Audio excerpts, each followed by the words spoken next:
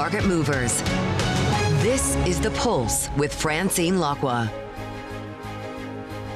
Well, good morning, everyone, and welcome to The Pulse. I'm Francine Lacqua here in London. Now, Iran's parliamentary speaker has denied any negotiations with the U.S. are taking place, dismissing the reports as fake news. It comes after Trump told reporters that the U.S. would delay strikes against Iran's energy infrastructure after what he called productive conversations with the country. I think there's a very good chance we're going to end up in a deal. And so we're giving it 5 days, and then we're going to see where that takes us. And I would say at the end of this period, I think it could very well end up being a very good deal for everybody, as good as if we went all the way and just literally annihilated the place, which if we don't have to do that, that would be a good thing. Well, with us now is Paul Wallace, Bloomberg's managing editor for the Middle East, of course, and Africa economy and government. And then in a second, we'll be speaking to Christian Mueller-Glissman from Goldman Sachs. So first of all, Paul, what do we actually know happened? So Trump yesterday was claiming that there was some kind of resolution, a possible ceasefire, with the Iranians said, no, there aren't. Yeah, exactly. And it is confusing all around. It seems as if talks have started at some level, probably indirect talks between the Iranians and the U.S. We're not exactly sure who the mediator is at this stage. The likes of Turkey and Pakistan are certainly involved at some level. But clearly the remarks yesterday from Trump, I think, were the first time we've heard of him really, and seriously talking about de-escalation. Obviously, we've had the Iranian denials. Some of that is semantics because they don't want to say they're having direct talks with the U.S. At the moment. I think also Trump has probably got ahead of himself. As we heard in that clip, he's talking about 5 days to reach a deal. That's probably quite optimistic because the gap between the two sides remains wide. Of course, it is possible that they reach one, but it could well take longer, and there's no guarantee that they'll manage to get there. So, Paul, first, oil has resumed advance because it's worried about what's happening in the Middle East, but also the Iranian strikes, have they changed in nature? Because they seem to be persisting. That's another point. No, they haven't changed, and yes, they have persisted. So it was a bad night last night for Kuwait. It had a lot of strikes on its territory. Bahrain was the same. There was an Amazon data center that seems to have been hit or suffered at least minor damage in Bahrain overnight. Israel was hit this morning with a ballistic missile in Tel Aviv and some other areas. So the war continues at the moment. To be fair to Trump, he never said hostilities would end immediately or anything like that. He said he'd hold off strikes on Iran's power plants, but the war at the moment continues as normal. Okay, Paul, thank you so much. And of course, the other question is, if the Gulf states get more involved, what that looks like. For the moment, I know our team is still trying to figure out exactly what happens next. Paul Wallace, they're in charge of our Middle Eastern coverage. Now, the incoming vice president of the ECB, Boris Vucic, says the bank must be very agile and vigilant to keep prices in check as the Iran war raises the risk of stagflation. Officials expecting to know soon if the fallout from the conflict will require higher interest rates. Well, joining us now is Christian Mueller-Glissman, head of asset allocation research at Goldman Sachs. Christian, thank you so much for being with us. I mean, when you look again, we were just talking with Paul, it's quite difficult to know where the conflict goes next. So what does it mean for how you build your portfolio right now? Is it risk off, or are you in a wait and see situation?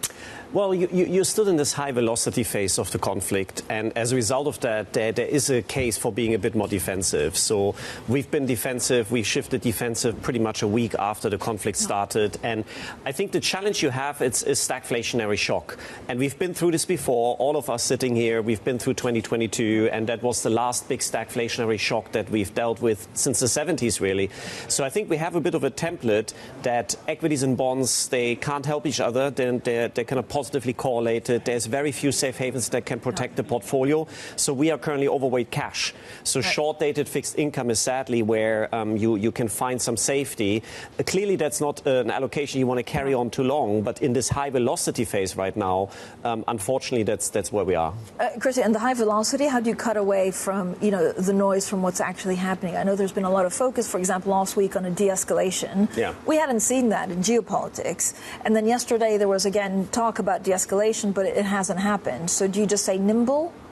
So there's two issues here. There is the actual high velocity indicator, which is the oil price. So the oil price is the lead asset, and all markets are somewhat correlated with that.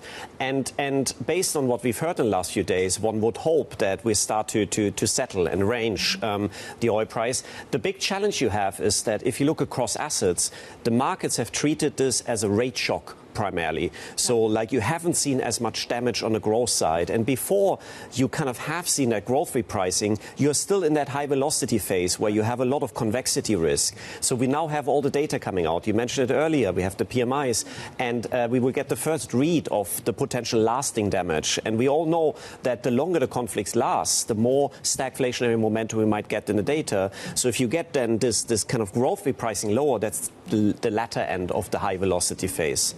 How problematic is this, especially for the Bank of England and the UK? We saw a lot of UK assets being slammed because of what we may expect with inflation.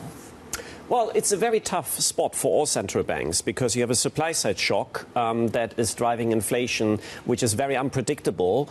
Most people would argue, it could be done in a few days. So as a central bank, to make based on that kind of inflation-fighting decision based on a factor like oil that can really move a lot, not easy at all. But what they are very focused on is, of course, managing inflation expectations. I would actually argue that looking at longer-dated break-evens, looking at generally inflation expectations so far, it doesn't seem like they have unanchored. So if you look at the 5 to 10 year break evens compared to 2022, they have actually been pretty unchanged. So I think we're actually in a good spot. This comes back to a lot of investors treating this as a conflict which could reverse very quickly. The longer it lasts, the more the risk is that inflation expectations unanchor, the more the risk is that growth expectations come under pressure. So central banks have come out of the door very quickly because they kind of, to some extent, were conditioned by 2022, saying that we were a bit too late there, let's be on the front foot. I would say it's a very tough spot to kind of make policy based on the information we currently have, and also based on the fact that actually the damage on the more medium-term inflation expectations is actually quite limited. But, Christian, I guess the other big question is let's say there's a ceasefire, right, of hostilities, and even diplomatic resolution, which at the moment feels far-fetched, but let's say there is. What happens to the price of oil? Because we don't really know the extent of the damage that certain infrastructure has gone through. Yeah, I mean, it's a good question. I mean, going into the year, there was a certain element of oil supply glut, gas supply glut. People were actually bearish on energy. And I think now you have this supply shock where there is a certain amount of disruption which will carry on. And the longer it carries on, the higher you will settle potentially on the price where we end up in the second half. So our team is now expecting something in the low 80s on Brent.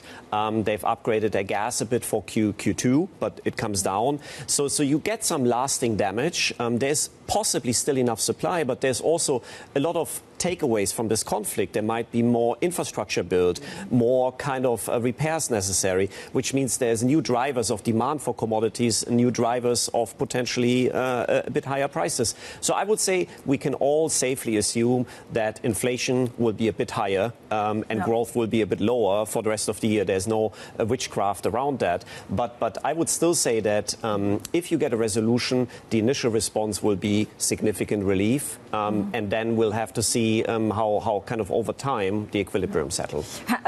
What's your take on dollars? So if you look at currencies, speaking about witchcrafts, I mean, do you look at Japanese yen? I know you like, for example, Australian dollar versus Japanese yen, or I mean, what are the kind of dynamics that you see with some of the Asian currencies because they've suffered immensely because of the price of oil?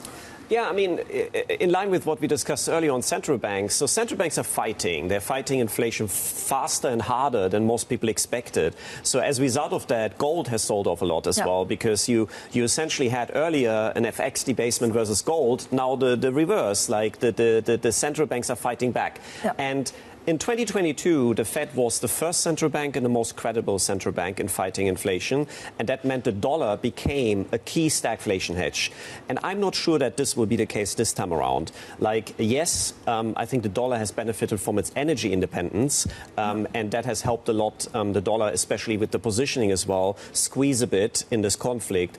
But our fear is, like, all the central banks are out of the starting blocks this time around. So it's not as clean to say now that the dollar is in a multi-month uptrend if we face the stagflationary repricing that we discussed earlier. So we are still leaning more towards fading the dollar strength eventually, and we're leaning more into safe havens that so far haven't really helped you. So like the Swiss franc, for example, once you go out of this high velocity phase with the SNB feeling less compelled to intervene, that can help you with stagflationary pricing. Yeah. And also the yen, if something goes wrong and we do face recession risk in the US in particular, we do think the yen can actually start helping you as well. Christian, I mean, if you look at the behavior of the gold, I mean, it kind of pulls apart the thesis that the rise in gold was mainly due to people moving away from U.S. assets. Is that fair? Like, what does the behavior of gold teach you? Well, there's a few things going on. I think you're right. People used gold to diversify the dollar, and the dollar has been strong, so people feel less compelled to hold gold maybe tactically. And also there's an element of positioning. So I think you build up a decent amount of gold positioning coming into the year. You know, it started with the central banks, and then eventually investor positioning really picked up kind of from the third quarter onwards last year. So some of that investor positioning is unwinding, possibly primarily to raise liquidity, because it's one of the last safe havens that to some extent has performed. So I think there's a decent amount of positioning, and I would actually argue the speed of the moves indicates there's some options involvement as well, and it does tell me that it probably is an opportunity for longer term investors. For private credit, again, is this a awkward or crunch time? Because if interest rates go up, you can potentially see who's swimming naked. I think we definitely have more focus on private credit because obviously you have bad headlines. I would generally say that private credit is a very active form of credit. So there will be losses, there will be winners, and I think it's normal course of business. But they are currently having this kind of attention. And now when you add financial conditions tightening to that, there's very much possibility that there's more headlines. But I would still argue that at the margin, this ecosystem can potentially deal with credit shocks better than public markets. I would actually argue, and we're underweight credit in our asset allocation, that the public credit markets are also quite vulnerable. So it's not really about private credit only. It's the fact that you're dealing with a financial conditions shock. Yeah. And at the margin, credit spreads were incredibly tight for 2 years now. And I think now you have to rebuild a bit of risk premium. Okay, so interesting. Christian, thank you so much for joining us. Christian Mueller-Glissman, the head of asset allocation research at Goldman Sachs. Now, coming up, I'll be joined by the chief executive of Telecom Italia after a 10.8 billion euro bid from Poste Italiane. That exclusive interview is up next, and this is Bloomberg.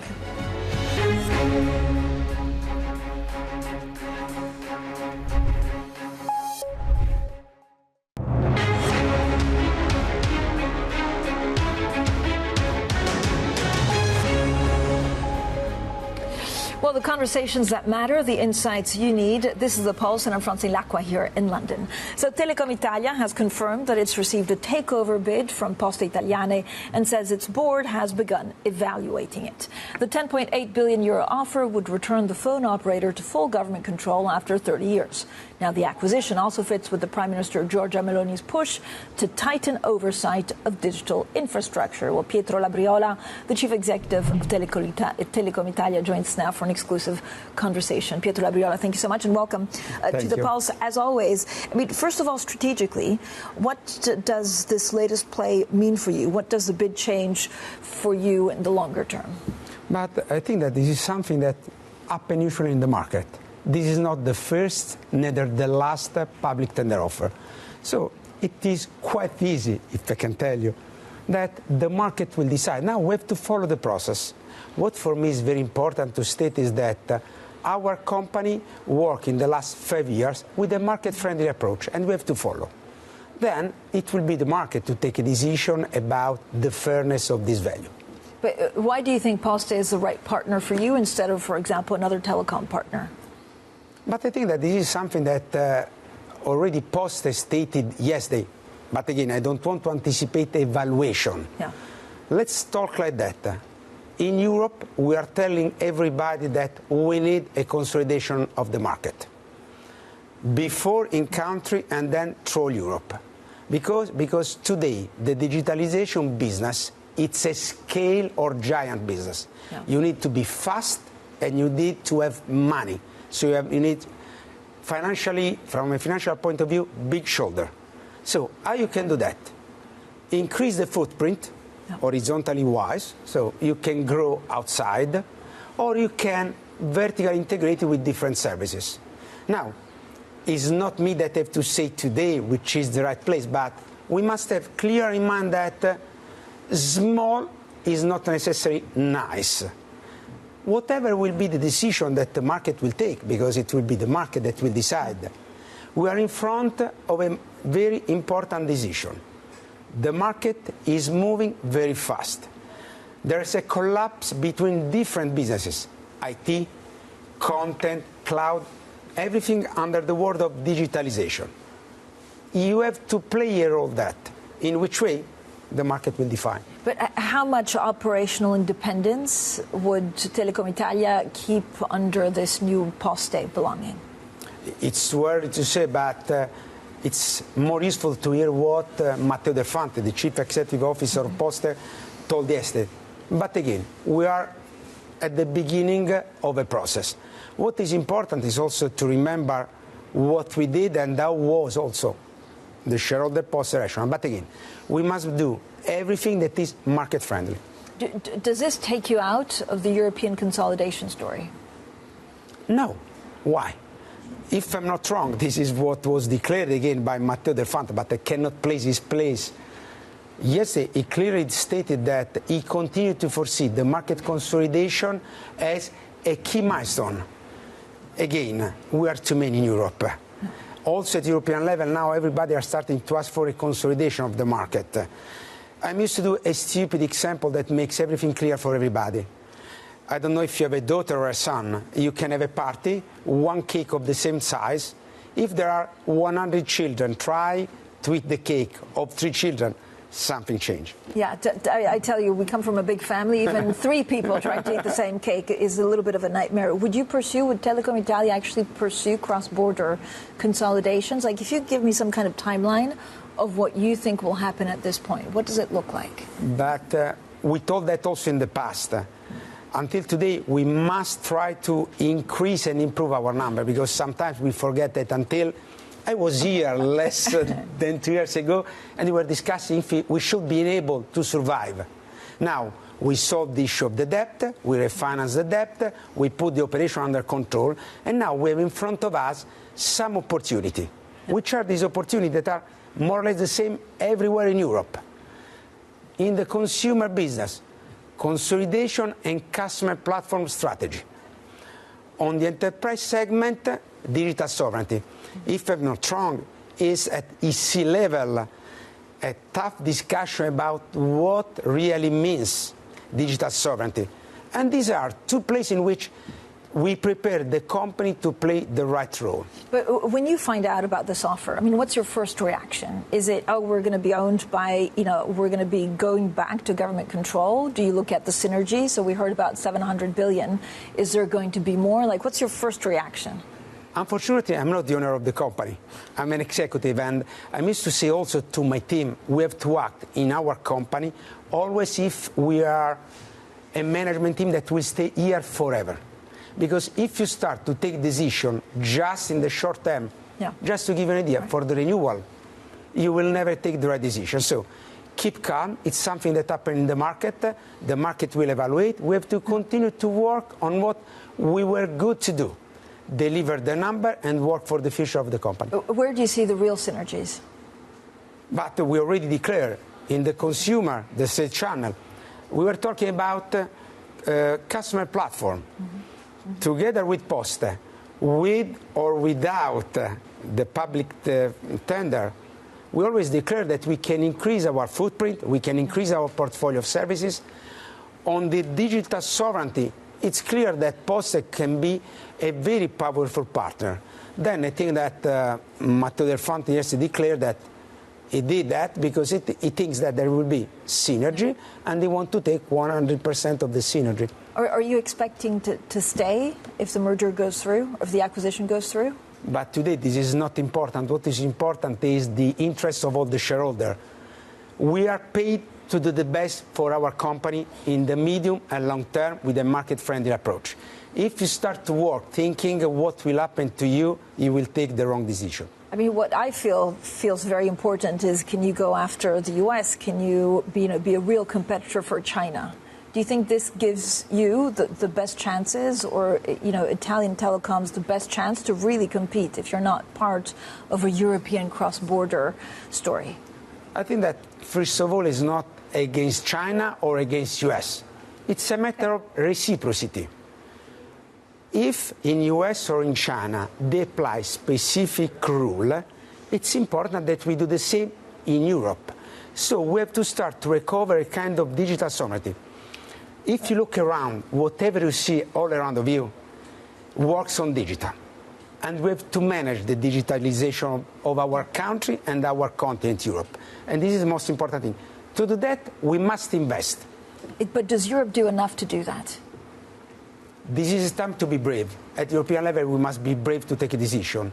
Inaction is not an option. It's also Draghi that mentioned that. We don't have to be scared about some dogma that in the past could work.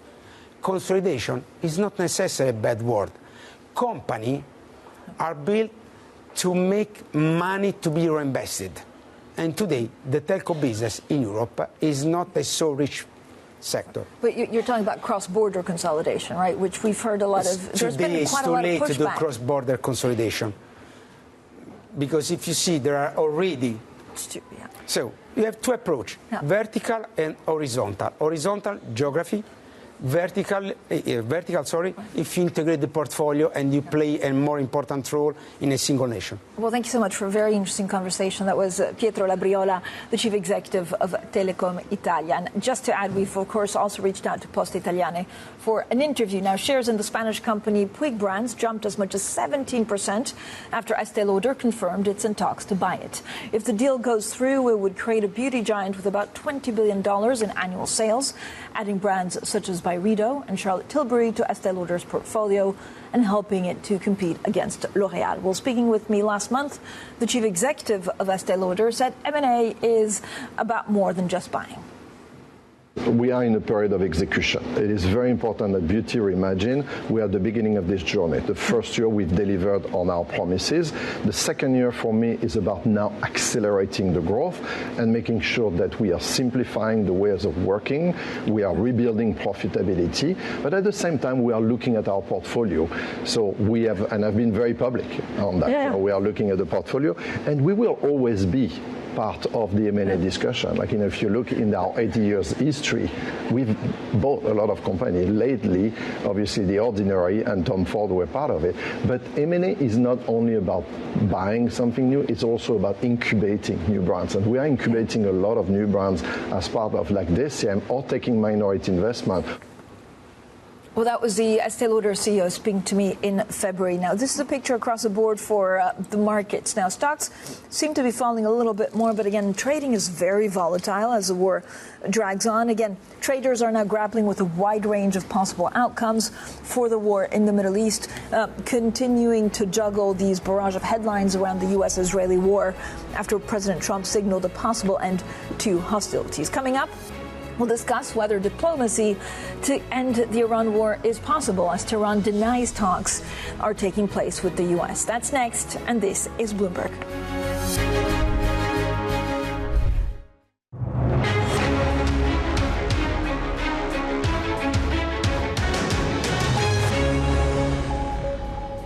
Well, good morning, everyone, and welcome to The Pulse. I'm Francine Lacqua here in London, and these are your top stories. Iran disputes President Trump's claim that talks are underway on ending the war, describing it as fake news. Brent crude continuing to trade above $100 after a report that Gulf countries, including Saudi Arabia and the UAE, may be drawn into the conflict. Plus, fresh concerns for private credit. Apollo caps withdrawals after requests hit 11%, while a fund run by Future Standard and KKR is cut to junk. So Iran's parliamentary speaker has denied any negotiations with the U.S. are taking place. That, as Trump said, the U.S. would delay strikes against Iran's energy infrastructure after what he called productive conversations with the country. Well, let's bring in Bloomberg Horizons anchor Jumana Bersecci. Jumana, what do we know about the state of these negotiations? Yes, well, President Trump has framed it as that the conversations have been very constructive and that there has been good progress. And of course, what we heard directly from some of these senior Iranian officials is that no direct negotiations have actually started to take place. And in fact, the Speaker of the Parliament went one step further and suggested that the reason that President Trump was suggesting that these negotiations are underway is to manipulate financial markets. Now, this is, of course, rhetoric that's being put out by Iran, but reporting overnight has suggested that actually mediation efforts are underway. This is being led by Egypt, by Turkey, by Oman. Of course, they had played a very important mediation role even in the run-up to this war, and Pakistan also looking to play a mediation role and possibly even to host talks later this week per some outlets reporting. But at this point, it is unclear what the substance of those negotiations are going to be about, who exactly is going to be attending. What we do know is that the Iranian Foreign Minister Abbas Araghchi has had several calls with his counterparts, but again, not really subscribing at any point to firm, direct discussions between the U.S. and Iran. I should also mention, Francine, that despite the push for diplomacy, the war is still very much still going on. We're day 25 now. Joint Israeli-U.S. operations have continued overnight, hitting various targets around central Tehran, around other parts of Iran as well, including some gas processing, near some gas processing facilities, I should say, causing limited damage. And in retaliation, Iran continues to strike back at key Gulf states, Kuwait, sirens being reported in Bahrain overnight, more interceptions coming through in Saudi Arabia. And the feeling from the region is that even though the very worst possible scenario has been avoided for at least the next 4 days, there's still a lot of question marks as to whether we may see a diplomatic breakthrough. But for now, the war continues.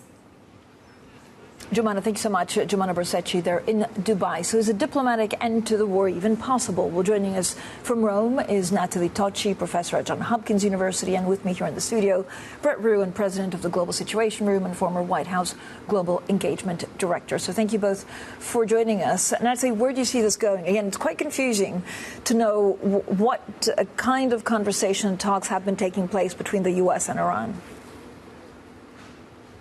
Right. And it sounds like there haven't been direct conversations, but rather there has been shuttle diplomacy going on through various regional actors.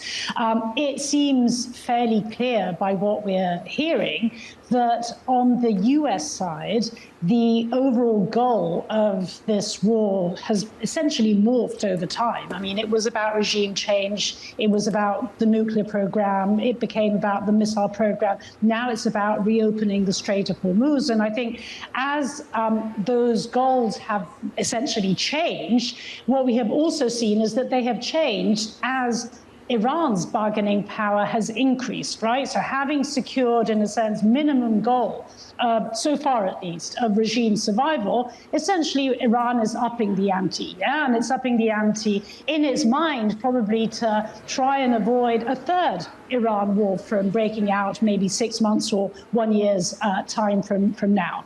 And so basically we see an increasingly hardened Iranian regime that essentially sees its own bargaining position having strengthened as the war has essentially refocused on the economy and therefore in particular the reopening of the Strait of Hormuz, which Iran knows there isn't a purely military solution to this, right? It necessarily needs to be a diplomatic one where it sees itself obviously at the table.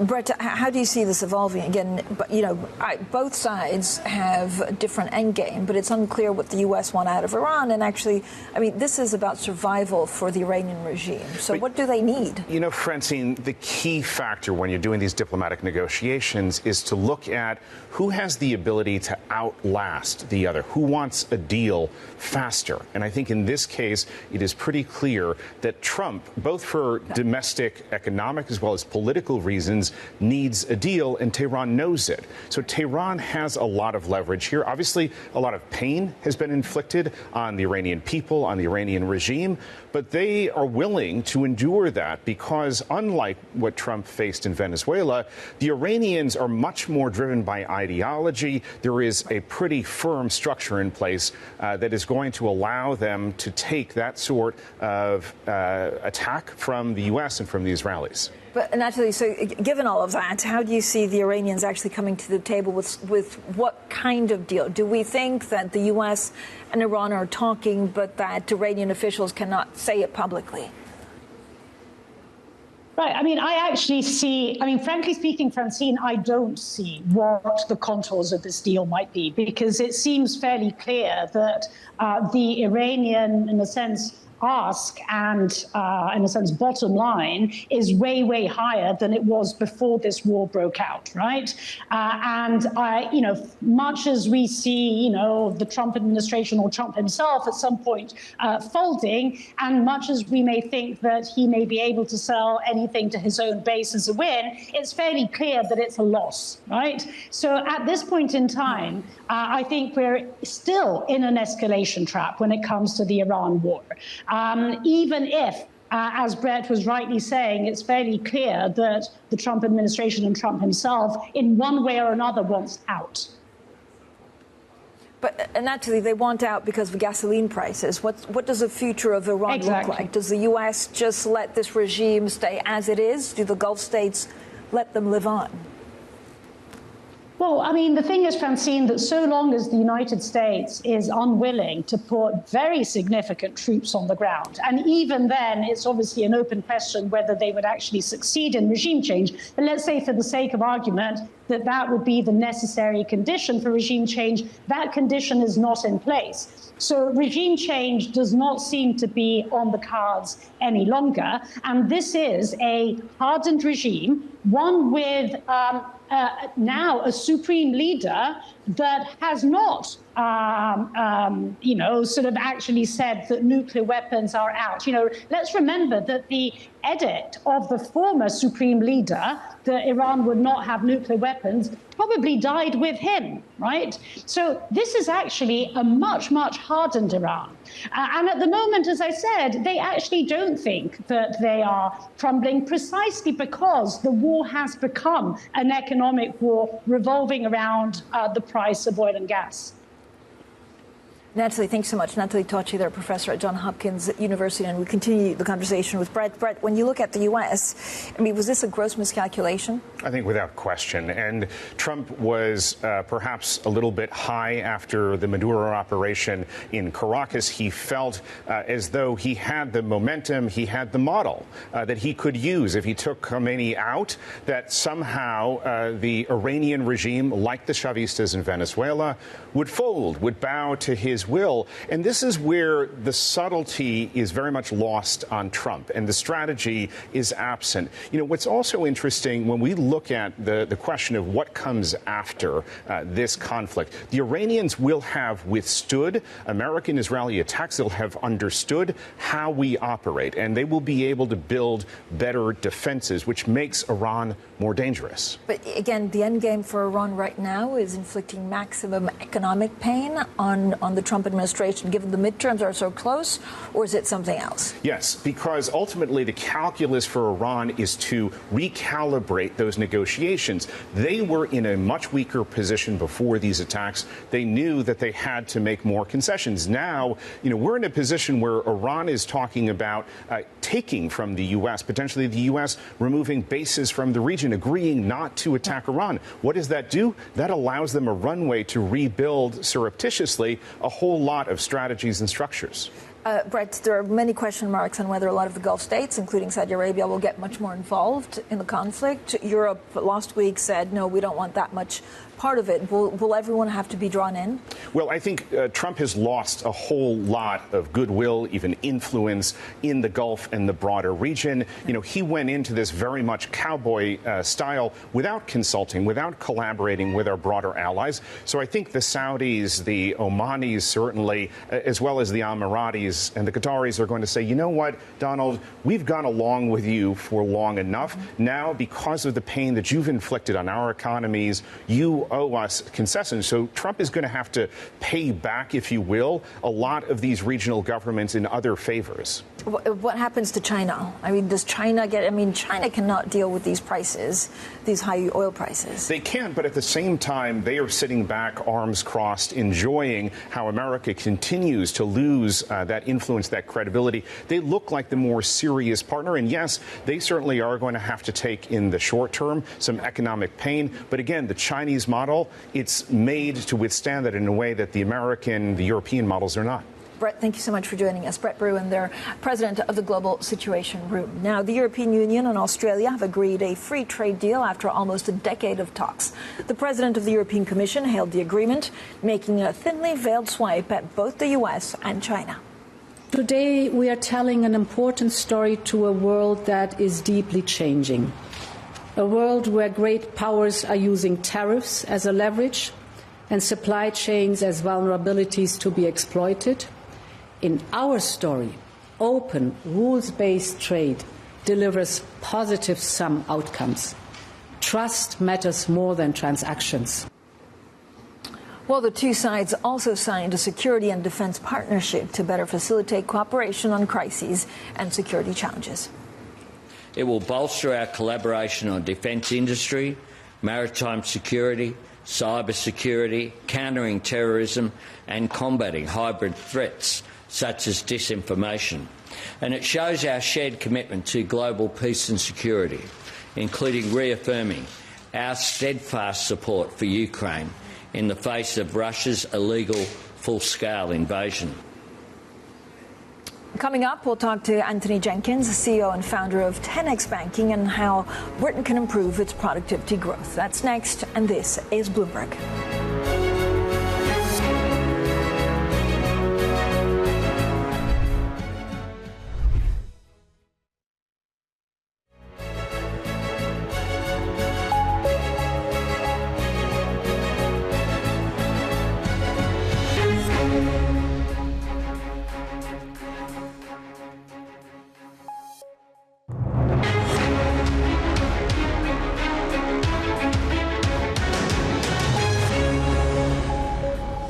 The conversations that matter, the insights you need. This is the Pulse, and I'm Francine Lacqua here in London.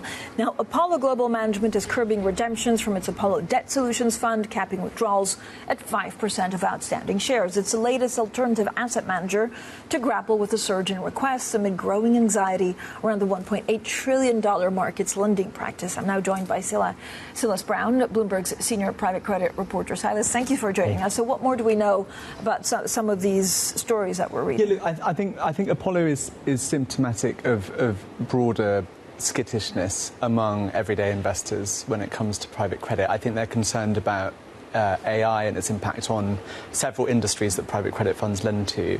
And I think Apollo just joins joins the flock of BDCs that are using their right to curb withdrawals. There was a kind of eerie moment 3 or 4 weeks ago where they weren't using their kind of gating mechanisms. Now they all are.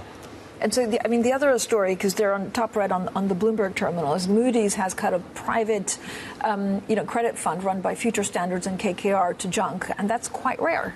Yeah, and also quite significant. I mean, I think as the years have progressed, private credit funds have started borrowing in all manner of ways. They borrow from bond markets, they borrow from banks, they borrow from institutional investors through private placements as well. And so they are very rating sensitive. And this is of a rare occurrence of one fund moving down into junk territory, which obviously has borrowing cost implications quite significantly. Yeah, Silas, thanks so much for joining us. Silas Brown, they're Bloomberg's senior private credit reporter. Now, the UK Prime Minister Keir Starmer says he's looking at wider measures to support Britain's economy through the Iran crisis. The Chancellor, Rachel Reeves, will announce new measures in Parliament later today. And that comes as UK government bonds head for their worst month since the historic rout that led to the ousting of former Prime Minister Liz Truss. It also comes as the war in the Middle East drives up energy costs and fuels hold bets on interest rate hikes. Well, Antony Jenkins, the CEO and founder of 10x Banking, joins us now. He is, of course, also former Barclays CEO. So we've known each other for a long time. Antony, I'm so happy to speak to you, actually. First of all, congratulations on rebuilding, right, this new 10x. What do you see the UK business landscape like at the moment? What could it do with? So, I mean, let's be honest, it's not an easy situation. We face several very significant problems in the UK. The things that I worry about are just the lack of growth that we've had since the financial crisis. We all know about that. But the second thing that we talk less about is just the size of the national debt. The national debt to GDP ratio is now about the same as it was when I was born in the early 60s. And then when you combine that with all of this geopolitical instability, what you get is a lack of confidence. We know that the government doesn't have much capacity to spend in the economy, but businesses are frankly all risk off at the moment, and so are consumers. So we're in this position where we have these very difficult challenges in front of us. And for me, there's only one real solution that we have to drive hard at. Of course, everybody wants growth in the economy. Everybody wants growth. But how do you get growth? And it's really just two things, right? One is you can have more people working in the economy, and you can have higher productivity. What really matters, of course, is GDP per capita. So productivity is the critical thing. And I, over my long business career, have had lots of attempts to drive this, but I really feel now that's what we should be focused on. We can hold our hands up and say it's all too difficult, or we can actually dig in and try and drive productivity in the economy. But Antony, I mean, we've been talking about the productivity puzzle, especially in the UK, for the last decade or even 2 decades. How much does AI change things at a time where people are also just feeling uneasy? It's, inflation's going up. You think that the Bank of England will increase interest rates. It just doesn't feel good out there. Yeah, I think productivity has this kind of aura of mystique about it, and then AI comes along and everybody's going crazy about it. But actually, productivity is a simple thing, right? It's about, I've got this much resource to create these outputs, and when all other things being equal, I want the relationship between the outputs and the inputs to increase. So how do we do that? One simple thing is stop doing things that don't add any value. I mean, in our normal working lives, how many things do we do that don't have any value? Such as? And I give just me an example. The example I love is, why are all meetings an hour long? Why? It's just habit, right? Try make it half an hour long. If you overrun, we'll make it 45 minutes. But if you think about it, if you cut every meeting you have in the week by 50%, think about the time that would give you back. That's just a very simple thing. But there's other things that we can do. Like in any activity, there are many, many steps there. Are there steps there that don't add any value? Take those steps out. Then there's training and upskilling. We've massively underinvested in that in this country. Can we get our people to do work more productively? And only then do you come to the point of automation through things like AI. But again, are people very nervous about AI? So everyone's saying AI will make us 20% more productive. But I also see just a lot of anxiousness from employees across the board. Yeah, that's sure. But I mean, this is the classic thing you see in all technologies. We overestimate the impact in the short term, we underestimate it in the long term, right? So what we need to do is be driving productivity through the economy now so that as AI seasons and gets more powerful, we can deploy it in the right ways. Simple thing in my business, I mean, we've used it to take out steps when we have an instant in the platform where an engineer has to gather a lot of data very quickly. Right. Well, now AI does that for us. That's a 30-minute time save. But it's those sort of little point solutions that are working now, not some great big stabilization. I'm not saying it's not going to be profound in the long term, but I do think more importantly, when we look at jobs growth in this country, it's a lot more to do with confidence than it is to do with the impact of AI right now. Do you worry? I mean, you mentioned debt, which means that it's going to be much more hard for the government to help maybe households when it comes to energy costs. It's also, if the Bank of England raises interest rates, maybe CEOs will hire less. Is this a worst case scenario? I mean, are we looking at a stagflationary environment? I mean, the problem with the debt is every other problem we encounter, it gives us less flexibility to deal with those problems. And that's what really worries me. And I don't think we're talking enough about that. I mean, if you look at our history over the last 300 years, there have been few times in our history as a nation when debt to GDP has been so high. And what it means is it puts pressure on the government for funding costs, and we see that in our debt funding costs versus other European countries. So it really is a very significant challenge. And the only way out of this, I think, is to be focusing on the things we can control as individuals, as organisations, and as the government, because we have to drive growth. If we drive growth, it will allow us to bring the debt down over time. Yeah, how would you drive growth? I mean, if there's one priority for the government right now, what would make a big difference? Well, actually, I think, we always look to the government for every solution. I think as businesses, we should be looking for those own solutions ourselves. What can we do? What do we control? Yeah. And one of the consequences of this, of course, is actually if you get more productive, you employ fewer people. That's a logical consequence. Or you do more work with the same people. But in my own business in TEDx, we employ many fewer people now than we did at the start, partly because we've built a lot of the software, but we're much more productive. Frankly, we're delivering more, we're delivering better, and it's a better place to work. What's next for 10X, and what was, there must have been a lot of hurdles. I know we've talked about them in the past, but what's been hardest, actually, in building this company? Well, I always say I've had two careers. I've had a kind of big bank career and the entrepreneurial career. I tell you, the entrepreneurial one is much harder. It's like walking on a high wire without a safety net. But, it's driving. First, you have an idea, then you have to bring the idea to life, then you have to be able to sell it, you have to make money out of it. And now we're at the point where we've deployed this software all around the world, from New Zealand to the United States, and it's about scaling the business now. And people always say, oh, what about AI? Well, I can assure you the last thing banks want is AI running around inside their core banking platforms. I mean, can you see through that what regions are doing better than others? Does it feel, a lot of the Asian economies seem to be doing much more buoyant than some of the other G7s? I mean, the US is always an outlier because people have been writing the US off for 40 years and it always comes back. It always comes back. But generally speaking, the further east you go, the more optimistic and positive things are, partly because you've got massive populations there, you've still got relatively high growth, and you've got emerging middle classes which always drive demand for goods and services. So, I think about my businesses in Australia, New Zealand, Southeast Asia, even in places in Africa, we're seeing much better dynamics for our business there. Has the war in the Middle East changed any of your outlooks? No, not in the short term. I think that's the problem. And you can see it in the markets as well. They can't calibrate what the impact is going to be. Is it just a short-term blip? Is there going to be a long tail on it? Nobody knows. So everybody's in a wait-and-see mode at the moment. But right now, and remember, we're only, 3 weeks into this, we haven't seen any pullback in demand for what we're doing. Yeah, I mean, the longer this lasts, do you think customers will, you'll be less affected because it's software, but do you think customers will, either pull back or actually start thinking about their CapEx differently? I mean, I think you definitely get second and third order effects of this, right? So, one of the consequences of this may be interest rates stay up for longer. That's actually generally good for banks as long as you don't get a credit downturn.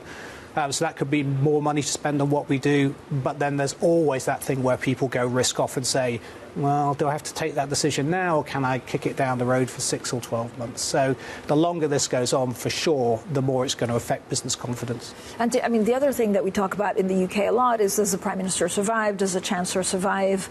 I mean, how much does this play in the psyche of UK businesses? I think in many ways, most people in business are fairly agnostic politically. They just want conditions in which their business can succeed. I think we saw the bond market react when there was talk about the Chancellor leaving. I think that was more to do actually with the fact that the attitude to spending might increase. And what the bond market's telling the government is, you have no flexibility. You can't spend 20, 30, 40, 50 billion more on whatever you want to spend it on. It's just not there. So again, all other things being equal, stability is good.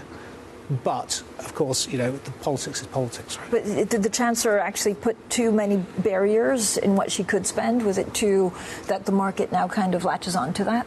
No, I think it's really nothing to do with the policies of the government. It's to do with the fact that there just is no capacity. No, there is not. UK PLC has maxed out. And I know I don't like using personal finance analogies to talk about our economy. It's not really appropriate. But we have maxed out the capacity for the debt markets to support this country. Yeah, on the margin, you might be able to spend a bit more, but you can't do what happened in the last 5-6 years where people were spending 40 billion, 100, 300 billion for COVID. I'm not necessarily saying that was the wrong decision, but we are where we are. Antony, thank you so much for joining us. As always, Antony Jenkins, the CEO and founder of 10X Banking. Coming up, Bloomberg's Tom McKenzie has an exclusive interview with Rene Haas, the chief executive of ARM Holdings. Up next, it's Bloomberg Surveillance, and this is Bloomberg.